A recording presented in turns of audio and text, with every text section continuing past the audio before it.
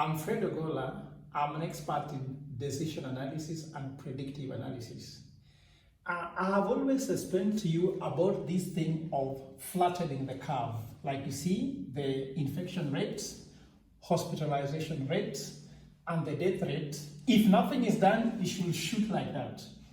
But with doing some intervention like lockdowns, other measures, using contacts, and expanding healthcare system, you are able to flatten the curve. Flattening the curve simply means that having the level of infection and hospitalization that the healthcare system can handle. Now, because this COVID thing is very fluid, so new perspectives emerge over time. What we have observed is that developing countries are able to flatten the curve, and there's a lot of talk about flattening the curve. So they have the luxury to be able to flatten the curve. And that's why I'm talking about flattening the curve versus suppressing the curve.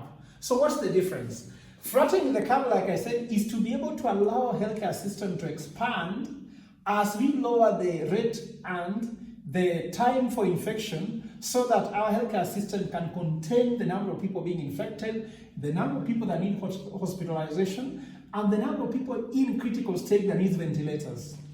So Africa don't have the luxury of, one, expanding the healthcare system because they need to inject money into healthcare system and their taxes have been taken over by COVID-19, so they cannot be able to inject more money in the economy to expand healthcare system. That's why we are going to have that challenge. So they don't have the luxury of flattening the curve. Neither do they have the times to lock down so that infection rates can be contained through lowering contacts, and they cannot flatten the curve. But we are being told that Africa have a chance in suppressing the curve. What do I mean by that? Suppressing the curve means that Africans have some natural conditions, or maybe they could have natural conditions because of demography. We can call that demographic dividends amid COVID-19.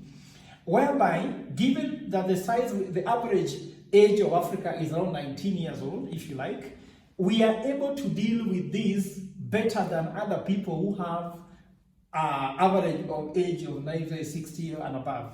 So for that matter is, we can be able to suppress the curve in such a way that we will not be able to go over our healthcare system, but we shall stretch for longer.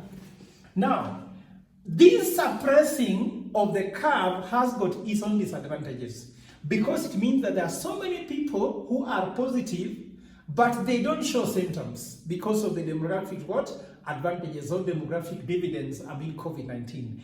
But that means that the virus will stay in Africa for longer. There will be wave number 1, wave 2, wave 3, wave 4, which means that every now and then we shall be going back to the economy. We open the economy, we close back. We open the economy, we close back. And that will have significant impact in the economy. I think it is not very bad, but nevertheless, we have to give ourselves time whereby when we are able to invest back in our healthcare system, strengthen it so that we can cure this virus. But this is a new perspective. Flattening versus suppressing the curve. Africa seems to be suppressing the curve, and maybe that is just God-given chance.